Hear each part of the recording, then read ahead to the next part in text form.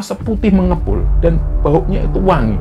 Barulah Andre sadar, ini kan bau kemenyan. Setelah Andre mencium bau kemenyan dan melihat asap yang mengepul itu, barulah Andre melihat ada sosok tinggi besar. Dia ini duduk di atas atap itu dan sambil ngerokok. Jadi kakinya itu bergelantungan. Barulah Andre sadar bahwa yang dilihat ini bukan manusia. Dan begitu sosok pocong ini loncat, dan loncatnya itu nggak deket, loncatnya ini agak jauh, mendekat ke arah Andre, tiba-tiba 3 sosok pocong ini langsung berdiri di hadapan Andre persis. Dari situlah Andre bisa melihat raut wajah pocong ini hancur dan mengeluarkan bau yang busuk.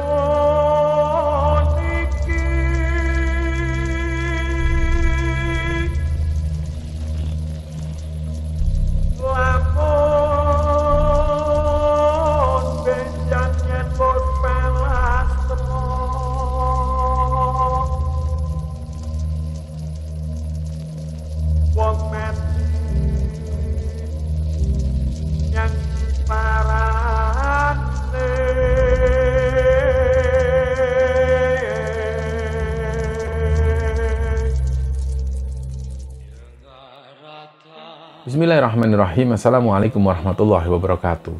Sobat Kembara Sunyi dimanapun berada. Pada kesempatan kali ini kami akan membagikan kisah yang dikirim oleh Sobat Kembara yang bernama Andre yang asalnya dari Surabaya, Jawa Timur. Sebelum kita masuk ke ceritanya, untuk teman-teman yang nonton tayangan ini dan belum subscribe, jangan lupa untuk subscribe lebih dulu agar channel Kembara Sunyi ini lebih berkembang lagi dan kami lebih bersemangat lagi dalam membuat konten-konten terbaru di Kembara Sunyi. Dan untuk teman-teman yang telah mendukung kami show ini, kami mengucapkan terima kasih banyak. Semoga amal dan kebaikan teman-teman dibalas kebaikan berlipat oleh Allah Subhanahu wa Ta'ala.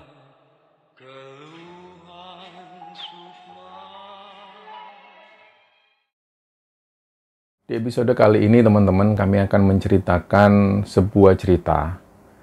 Cerita ini dikirim oleh Sobat Kembara yang bernama Andre. Jadi Andre ini asalnya dari kota Surabaya.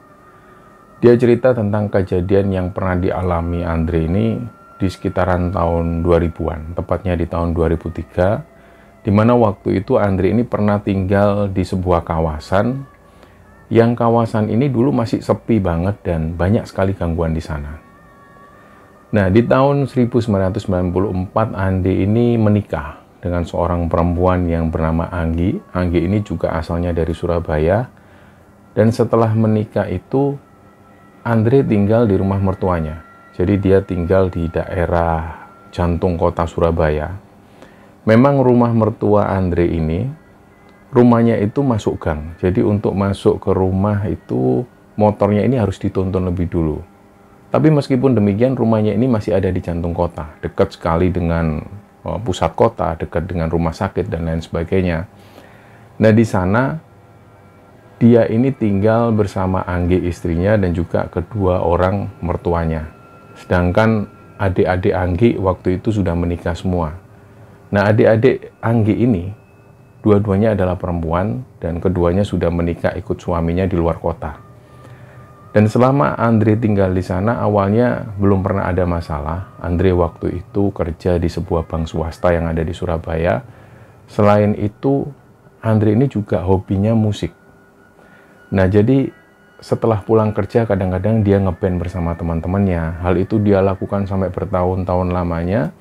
Dan singkat cerita, 5 tahun setelah pernikahannya itu Andre ini belum dikaruniai anak. Nah, pada waktu itulah mertuanya ini mulai menanyakan gimana prosesnya, kenapa kok kalian ini belum punya anak, apa nggak ikut program, atau mungkin cari jalan lain, mengikuti program alternatif atau lain sebagainya. Mulailah muncul pertanyaan-pertanyaan seperti itu yang membuat Andre ini agak risih juga waktu itu. Jadi setelah 5 tahun pernikahan mereka, akhirnya Andre ini sering diskusi dengan Anggi. Andre sudah nggak betah, dia pengen pindah, dia pengen cari kontrakan, supaya dia nggak selalu mendengar ocehan-ocehan dari mertuanya itu. Ternyata Anggi sendiri waktu itu nggak mau, dia tetap pengen bertahan di sana, karena bagaimanapun juga Anggi ini sudah dari kecil tinggal di sana. Dia nggak bisa serta-merta langsung meninggalkan kampungnya. Nah, akhirnya kehidupan ini pun terus dijalani oleh Andre dan Anggi, meskipun waktu itu mereka belum dikaruniai anak, dan meskipun waktu itu mertuanya terus-terusan menanyakan, kapan kalian punya anak? Nah, sampai singkat cerita di sekitaran tahun 2000, Andre ini dapat tawaran dari teman-teman bandnya. Ada salah satu hotel di Surabaya itu yang mencari band reguler. Nah, band reguler ini nantinya akan mengisi di acara-acara di malam hari, di sekitaran jam 11 malam sampai jam 2 pagi. Nah, karena Andre berpikir dia juga hobi musik dan dia juga merasa tertantang dengan hal itu, Andre pun menerima tawaran ini.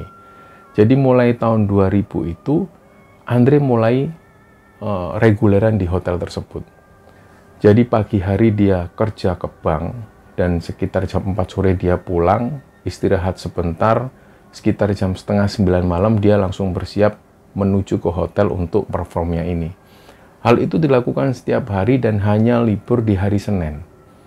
Dan nggak terasa waktu itu di sekitaran tahun 2003, mulailah orang tua atau mertua Andre ini mulai bertanya lagi, kalian itu sudah menikah berapa tahun kok belum punya anak? Apalagi kamu itu, Andre, pagi kerja ke bank, malamnya kamu main band di kafe atau di hotel, terus gimana kalian mau punya anak kalau cara hidupnya seperti ini? Dari situlah Andre ini benar-benar risih, dan dia bilang ke istrinya, dia bilang ke Anggi, sudahlah Anggi, kita cari kontrakan aja, atau kita nyicil rumah. Bagaimanapun juga kita harus pindah dari sini, aku sudah nggak betah sama orang tuamu. Nah, Anggi pun mungkin waktu itu juga berpikir, kalau terus-terusan seperti ini, kasihan juga Andre, dia nggak akan bisa fokus dengan hobinya dan juga pekerjaannya. Apalagi kehidupan Andre waktu itu benar-benar padat banget. Seharian dia kerja di bank dan malamnya dia kerja di kafe. Waktu itu memang secara ekonomi mereka berdua ini sudah punya banyak tabungan karena ada tambahan dari perform Andre di hotel-hotel itu. Jadi akhirnya Anggi pun berinisiatif, ya sudahlah, kalau memang suaminya minta untuk pindah dari sana, Anggi pun akhirnya setuju. Jadi mulai tahun 2003 itu mereka mulai cari tempat untuk pindah rumah. Mulailah mereka cari, dan kebetulan waktu itu ada lokasi di daerah Surabaya Timur yang letaknya sangat jauh sekali, mepet sekali dengan tambak-tambak. Kalau di Surabaya itu, di sana masih banyak tanah-tanah kafling yang murah. Nah, disinilah Andre itu punya pikiran pengen bangun rumah di sana. Meskipun jaraknya sangat jauh sekali. Dari jalan raya menuju ke lokasi itu sekitar 8 km dan jalannya itu belum diaspal. Jadi masih tanah dan batu. Ketika ada orang yang naik mobil atau motor, mereka nggak akan bisa cepat. Jadi laju motornya itu akan pelan karena jalannya nggak mulus, nggak ada aspal di sana. Sekitar 8 km mereka harus jalan pelan untuk menghindari bebatuan dan juga tanah-tanah yang licin. Nah, di daerah itu ada sekitar 12 rumah yang sudah berdiri, tapi jaraknya masih berjauhan. Jadi Andre waktu itu bilang ke istrinya, Nggi, kalau kita bangun rumah di sini, kamu siap nggak? Kira-kira kalau malam hari pas aku main di kafe atau di hotel, kamu takut nggak sendirian di rumah? Karena Anggi ini juga orangnya bisa dikatakan nggak seberapa penakut, Anggi pun bilang ke Andre, nggak apa-apa lah, yang penting kita punya rumah. Nah, setelah sekitar 8 bulan lamanya mereka bangun rumah, rumah ini pun jadi rumah sederhana yang lokasinya ada di pelosok. Mulailah mereka tinggal di sana setelah pamit dengan kedua orang tua Anggi, barang-barang mereka ini mulai diangkut dan dipindahkan ke rumah barunya itu. Nah, ketika pertama kali tinggal di sana, ada 3 tetangga Andre ini yang satu kawasan, tapi jaraknya masih berjauhan. Nah, Andre ini pinginnya berkenalan hari itu, tapi karena orang-orang yang ada di sana ini juga jarang keluar. Jadi selama Andre tinggal di sana sudah 2 minggu lebih, Andre ini sama sekali belum pernah ketemu tetangga-tetangganya. Sampai pada suatu ketika, sore itu pas Andre ini pulang dari bank, pulang dari kerja itu, dia ngelihat ada satu tetangganya yang keluar. Kebetulan beliau ini mengeluarkan sangkar burung untuk dijemur di luar rumah. Andre pun langsung menghampiri, "Pak, saya tetangga baru Andre yang tinggal di rumah itu." "Oh iya mas." Lah tetangganya juga bilang, "Maaf mas, kami berdua ini bekerja. Kami ini pasangan suami istri, baru menikah 2 tahun kemarin. Terus memang kami berdua ini kerja, jadi jarang keluar rumah. Kalaupun sudah ada di rumah ya kami istirahat." Nah mulailah mereka berkenalan dan mereka mulai tanya-tanya ke Andre, "Masnya kerja apa?" Ya Andre bilang waktu itu dia kerja di bank dan malam harinya dia main di kafe dan di hotel. Nah terus tetangganya ini tanya, "Loh mas Andre ini kalau pulang malam hari jam berapa?" "Ya kadang-kadang jam 2, kadang jam 1, nggak mestilah pak. Terus kadang-kadang kalau ada acara penting di hotel itu ya bisa sampai jam 3:30 menjelang subuh." Terus tetangganya tanya lagi, "Loh mas, nggak takut mas kalau masuk sini ini kan nggak ada listrik sama sekali, nggak ada penerangan, apalagi jalannya juga belum aspalan. Apa nggak pernah dilihatin sesuatu yang aneh?" Terus Andre bilang selama dia tinggal di sana sekitar hampir 2 minggu lebih itu, memang Andre nggak pernah mengalami kejadian-kejadian yang ganjil. Jadi dari jalan raya menuju ke rumah Andre itu jaraknya sekitar 8 kilo dan setiap kali belok ke arah rumahnya itu dia langsung memperlambat laju motornya. Karena memang jalannya itu nggak rata dan dia harus terpaksa memperlambat laju motornya. Andre sendiri mengakui bahwa menuju ke rumahnya itu melewati beberapa rawa-rawa dan juga banyak sekali pepohonan-pepohonan besar. Di situ di sebelah kanan juga ada pemakaman umum warga desa yang waktu itu belum ada pagernya. Jadi kelihatan sekali ada penduso atau peti jenazah yang diletakkan di pinggir jalan. Setiap kali Andre pulang malam hari, dia selalu melihat pemandangan kuburan yang menyeramkan itu, tapi selama 2 minggu dia tinggal di sana, dia belum pernah mengalami kejadian-kejadian yang ganjil. Jadi inilah yang diceritakan Andre ke tetangganya itu, dan akhirnya Andre pun mulai kenal dengan satu tetangganya. Sementara 2 tetangga yang lain, Andre belum sempat ketemu. Nah, waktu pun berjalan, sampai suatu ketika, seperti biasa sekitar jam 8:30 malam, Andre berangkat menuju ke hotel untuk perform bandnya itu. Ketika sampai di sana, dia main seperti biasa, dan kebetulan ada satu customer ini yang lagi ulang tahun. Dan waktu itu pestanya ini besar-besaran. Terpaksalah waktu itu Andre juga ikut-ikutan minum. Biasanya Andre menghindari untuk minum minuman beralkohol karena pulangnya jaraknya sangat jauh sekali menuju ke rumah. Dia jaga itu. Tapi karena waktu itu customer ini adalah pelanggan yang dia selalu datang di setiap weekend, Andre nggak bisa menolak tawaran itu. Jadi dia harus ikut-ikutan minum. Nah parahnya, malam itu Andre minum terlalu banyak hingga akhirnya membuat dia agak pusing dan sudah terasa mabuk. Sekitar jam 2 pagi dia pulang menuju ke rumah, dan setelah jalan raya dia harus belok ke kiri melewati jalan yang rusak itu sepanjang 8 km. Disinilah Andre itu mengalami sebuah kejadian yang ganjil. Nah sebelum sampai di makam, ini ada 2 pohon besar. Satu pohon beringin dan satu lagi nggak tahu pohon apa, yang jelas ukurannya besar sekali. Disinilah Andre itu dengar ada sosok laki-laki itu yang bentak ke arah Andre. "Woi!" Nah, otomatis Andre ini langsung berhenti. Andre ini sebenarnya tersinggung. Yang dia pikirkan ada orang yang bentak dia. Jadi dia nggak kepikiran apapun. Dia nggak kepikiran makhluk halus, nggak kepikiran gundurwo atau apapun. Yang Andre pikirkan waktu itu ada orang yang bentak dia. Dan dia tersinggung. Waktu itu Andre langsung menghentikan motornya. Terus dia ini jalan mencari sumber suara itu. Ada satu gubuk di sana yang letaknya di pinggir rawa-rawa. Biasanya gubuk ini beberapa minggu sekali ditempati oleh seorang nelayan yang punya tambak tersebut untuk ngecek tambaknya. Disitulah Andre langsung menghampiri gubuk tersebut memastikan kira-kira siapa yang bentak dia tadi. Ternyata di gubuk itu nggak ada orang sama sekali, Tapi Andre ini ngelihat ada asap putih mengepul, dan baunya itu wangi. Barulah Andre sadar, ini kan bau kemenyan. Setelah Andre mencium bau kemenyan dan melihat asap yang mengepul itu, barulah Andre melihat ada sosok tinggi besar. Dia ini duduk di atas atap itu dan sambil ngerokok. Jadi kakinya itu bergelantungan. Barulah Andre sadar bahwa yang dilihat ini bukan manusia. Ternyata yang dilihat Andre ini adalah Gondoruo. Matanya merah besar menyala dan menghadap ke arah Andre, dan sekali lagi dia ini bentak ke arah Andre. Woi! Langsunglah Andre ini berlarian kembali ke motor. Dia lajukan motornya dengan kencang. Biasanya setiap kali Andre melewati jalan ini dia selalu pelan.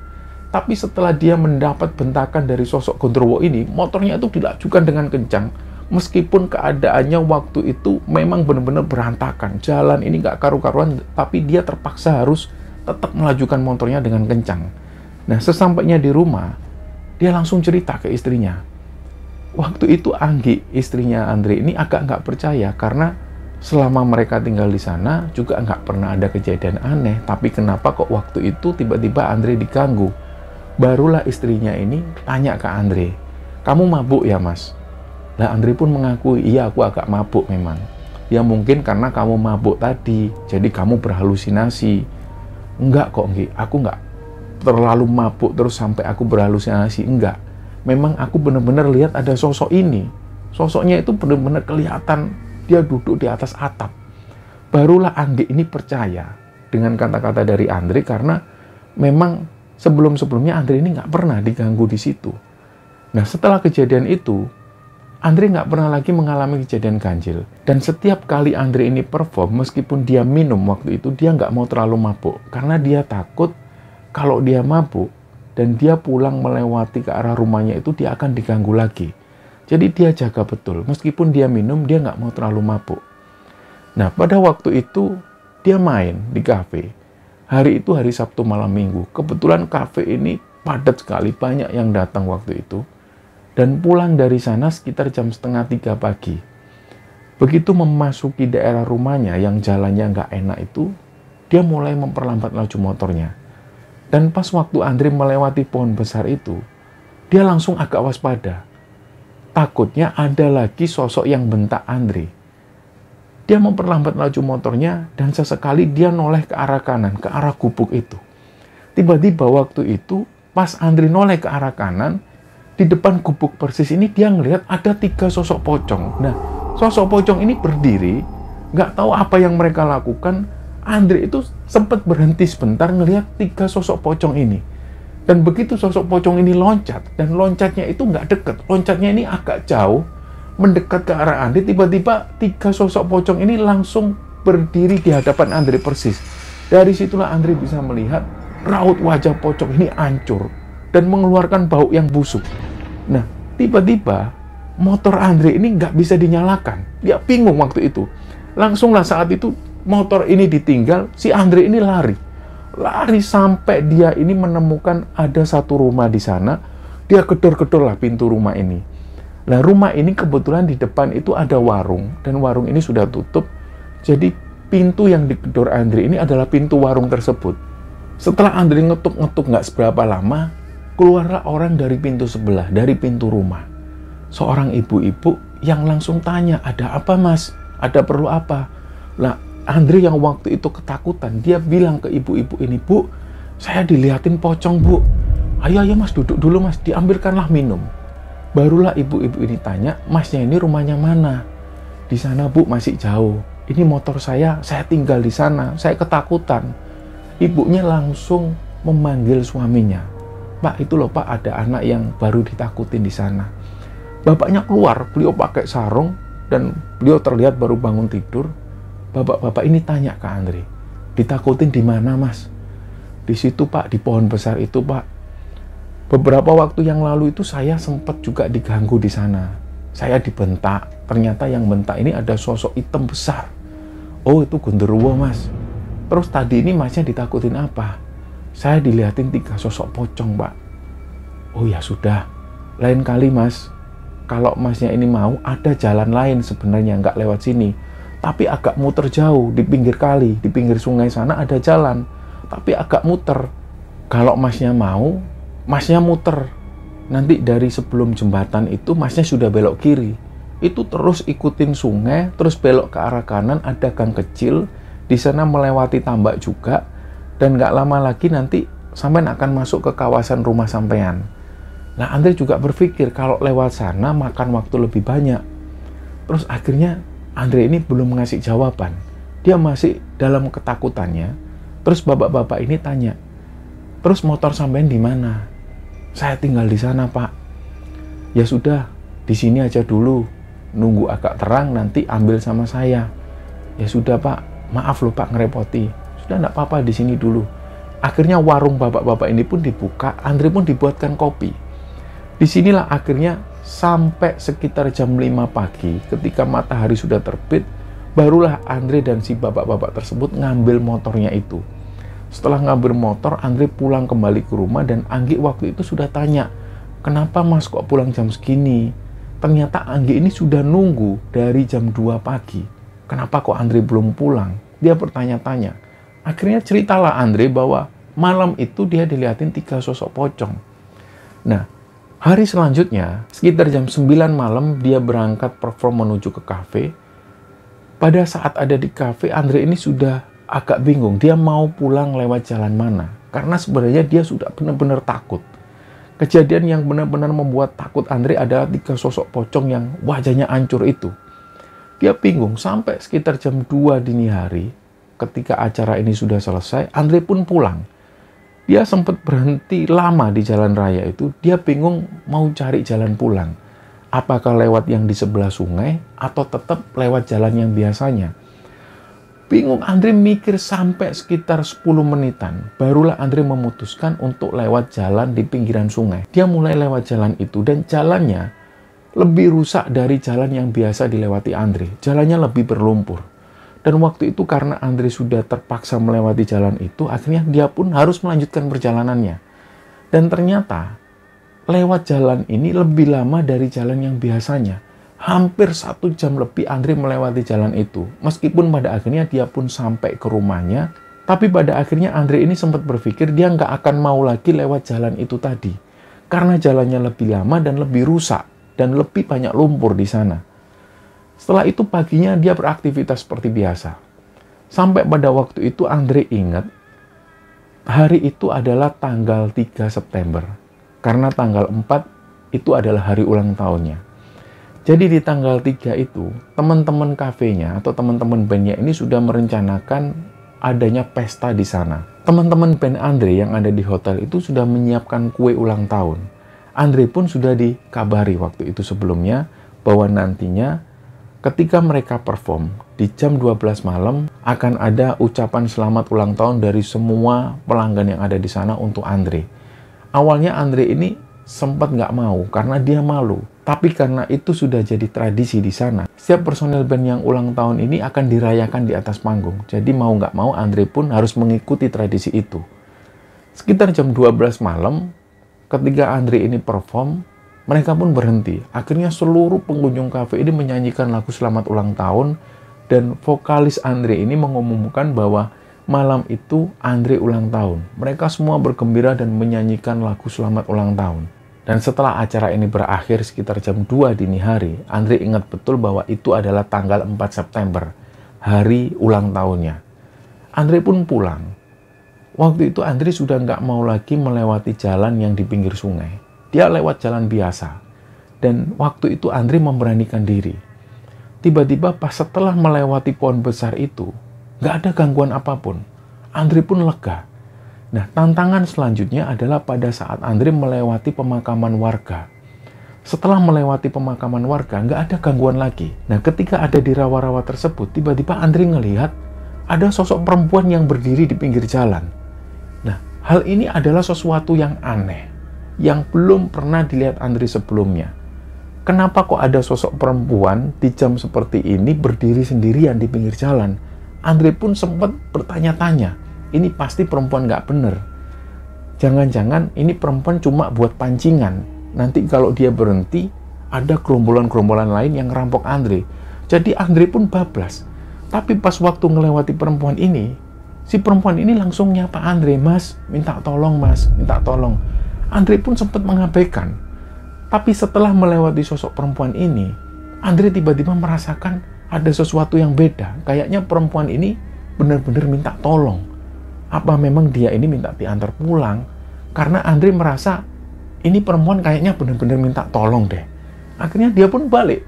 Dia putar balik, dia ngelihat penampilan dari perempuan ini.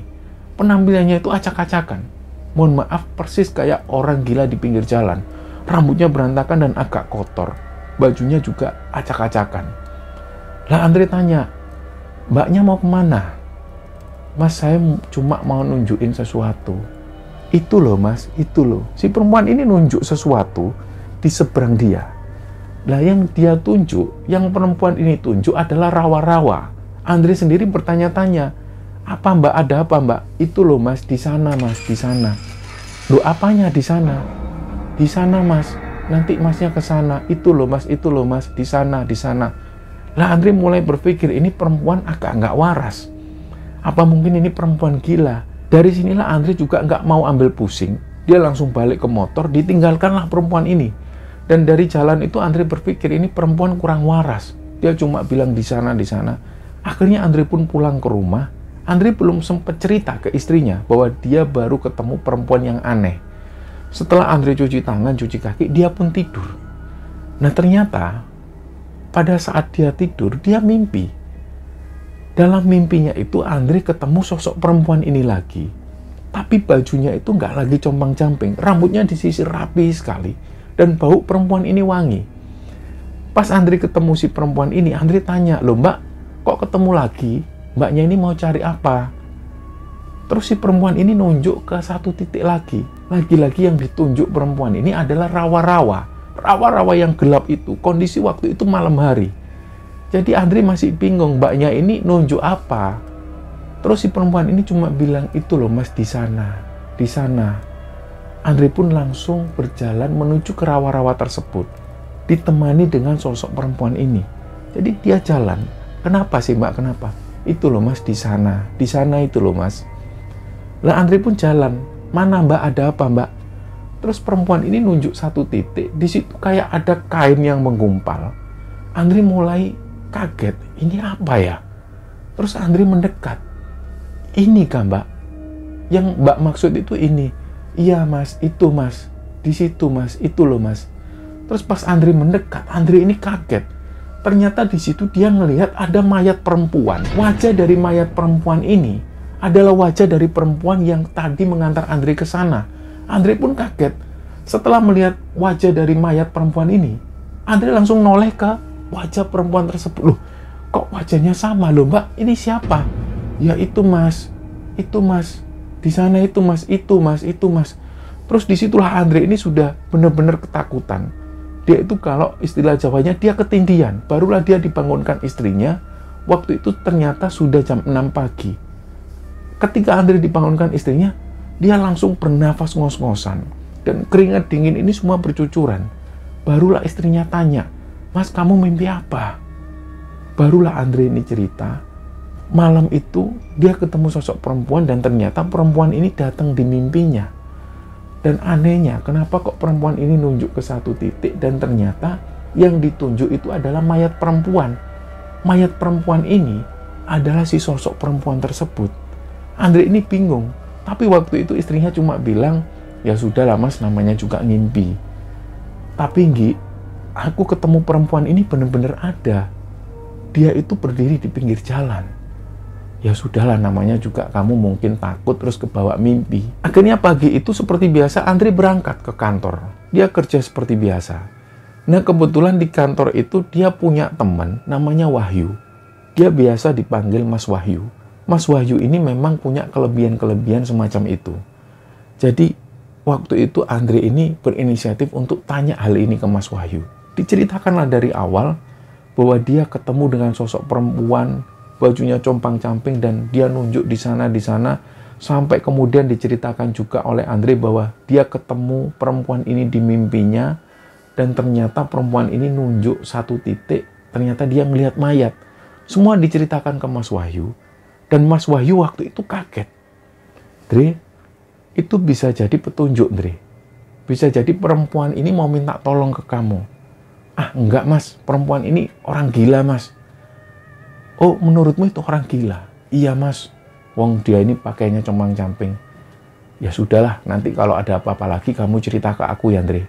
Ya mas. Nah malam itu seperti biasa Andre ngisi ke kafe. Dia main sampai sekitar jam 2 dini hari dan dia pulang. Pas waktu pulang di jalan itu, sebelum sampai pemakaman umum, Andre ngeliat lagi ada sosok perempuan ini. Waktu itu si perempuan ini jongkok di pinggir jalan sambil memandang ke arah Andre. Jadi dari kejauhan perempuan ini sudah memandang ke arah Andre. Kayak seolah-olah perempuan ini menunggu kedatangan Andre. Si Andre ini sudah merasa nggak nyaman. Aduh, jangan-jangan perempuan ini mau ngapa-ngapain ke aku. Dan begitu Andre ini mulai dekat, karena waktu itu dia nggak bisa melajukan motornya dengan kencang. Dia pelan-pelan. Begitu motor Andre ini dekat ke perempuan ini pun berdiri. Dan pada saat perempuan ini berdiri, perempuan ini langsung ngomong lagi ke Andre, mas minta tolong mas, itu loh mas, di sana mas, di sana mas. Nah Andre tanya lagi, mbak, kenapa sih mbak, kalau minta uang ini aku ada uang? Enggak mas, enggak, aku nggak minta uang, itu loh di sana, di sana. Terus waktu itu Andre ini bingung, ya sudah ya mbak, saya pulang ya mbak. Andre pun langsung melajukan motornya, dia sampai rumah, dia cerita lagi hal ini ke Anggi. Waktu itu Anggi sudah mulai bertanya-tanya, itu sebenarnya perempuan ini siapa? Kok kenapa setiap malam di jam-jam seperti itu kok dia nggak takut? Sendirian di tempat semacam itu dia nggak takut sama sekali. Ini perempuan ini siapa? Pada saat Andre ini tidur, Andre mimpi lagi. Nah mimpinya waktu itu Andre ini berada di suatu tempat. Dia ngelihat ada pelang jalan. Kita sebut nama jalannya itu Jalan Mawar Gang 3. Andre juga bingung waktu itu loh, kenapa kok tiba-tiba dia berada di tempat ini. Dia nggak tahu Jalan Mawar ini mana. Terus kenapa kok dia tiba-tiba ada di sana. Andre jalan, dia masuk Gang Mawar itu, dan dia ngelihat ada satu rumah yang waktu itu rame. Banyak sekali keluarganya yang kumpul di sana. Terus Andre itu tiba-tiba mengucapkan salam, Assalamualaikum, Waalaikumsalam. Lah kok ternyata di dalam rumah itu ada sosok perempuan ini. Perempuan ini dengan pakai baju yang rapi, rambutnya tersisir rapi dan dia pakai bedak, cantik sekali. Dan di situ juga ada kedua orang tuanya.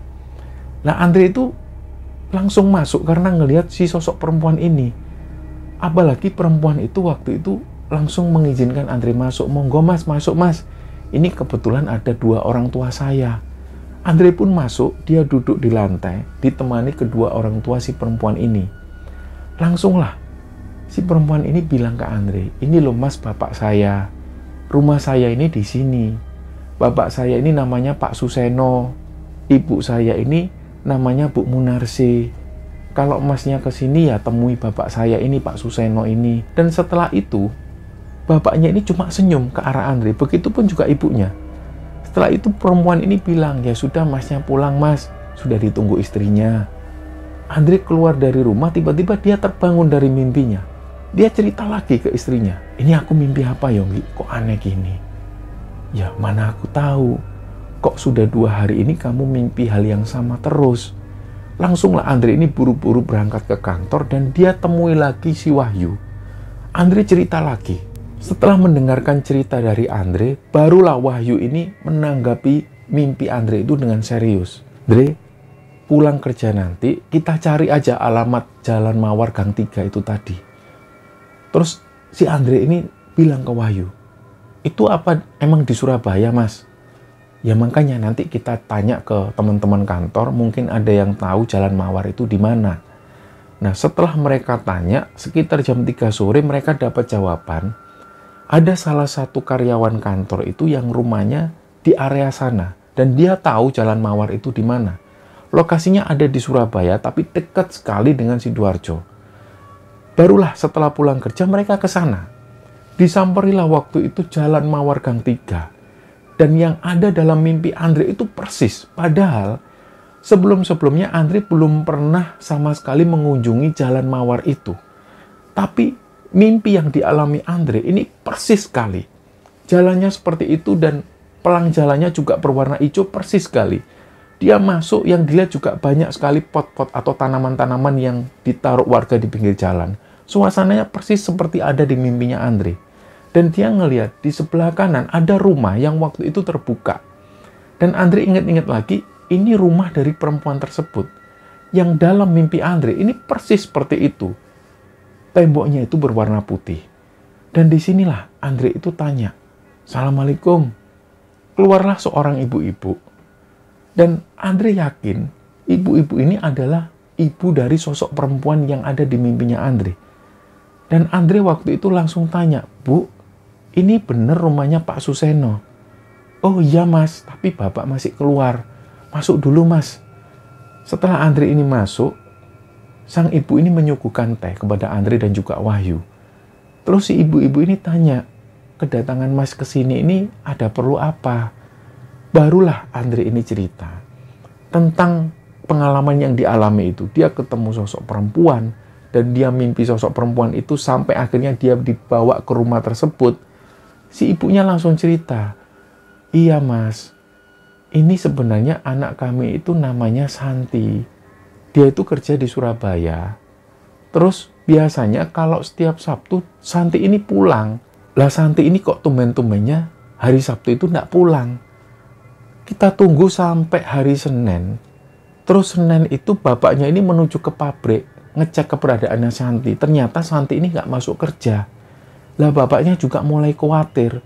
Didatenginlah ke kosnya, ternyata di kos itu teman-temannya juga bilang Santi sudah nggak pulang dari hari Sabtu. Lah ini bapaknya ini masih cari informasi, mas, sudah bolak-balik ke pihak RT, sampai ke kelurahan, sampai ke kantor polisi. Tapi pihak kepolisian ini bilang kalau ditunggu, ini masih dalam proses. Terus dari cerita-cerita ini, akhirnya nggak lama kemudian bapaknya ini datang.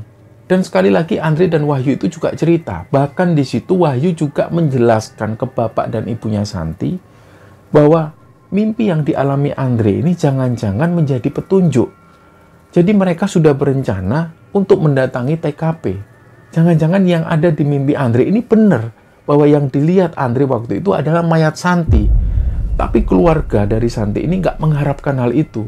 Jadi yang mereka lakukan pertama kali, mereka lapor ke polisi sekali lagi. Mereka lapor ke polsek yang ada di dekat sana, dekat rumahnya Andre. Tapi waktu itu polsek setempat juga mengungkapkan hal yang sama, bahwa kasus hilangnya Santi ini masih dalam penyelidikan dan masih dalam proses pencarian. Jadi keluarga diharapkan untuk bersabar. Meskipun pada waktu itu keluarga Santi ini sudah bilang ke pihak kepolisian bahwa ada mimpi yang dialami oleh Andre. Tapi pihak kepolisian nggak serta-merta menyepakati hal itu, karena hal ini tidak berdasarkan fakta. Karena hal ini hanya berdasarkan mimpi. Jadi pihak kepolisian menyarankan ke keluarga dan juga Andre, sudahlah sabar dulu, ini masih dalam proses penyelidikan. Setelah keluar dari polsek, bapak dari Santi yang bernama Pak Suseno itu sudah nggak sabar. Dia minta tolong ke Andre dan juga Wahyu untuk ditemani ke lokasi di mana Andre bertemu sosok Santi. Diantarlah waktu itu. Dan ternyata ketika sampai di sana, sekitar jam 6 maghrib, suasana di sana itu sudah sepi. Di sana ini ada rawa-rawa dan ada beberapa tambak. Dan mereka pun jalan. Seperti apa yang dialami oleh Andre di mimpinya itu, Andre menunjukkan jalannya. Sekitar berjalan 10 menit melewati rawa-rawa dan masuk ke dalam tambak, mereka ini mencium bau busuk. Dan disinilah mereka mulai tegang. Dan ternyata benar apa yang selama ini dikhawatirkan oleh keluarga dari Santi dan apa yang sudah dialami oleh Andre dalam mimpinya, ternyata terbukti di sana. Mereka melihat ada sosok mayat di sana yang sudah mengeluarkan bau busuk.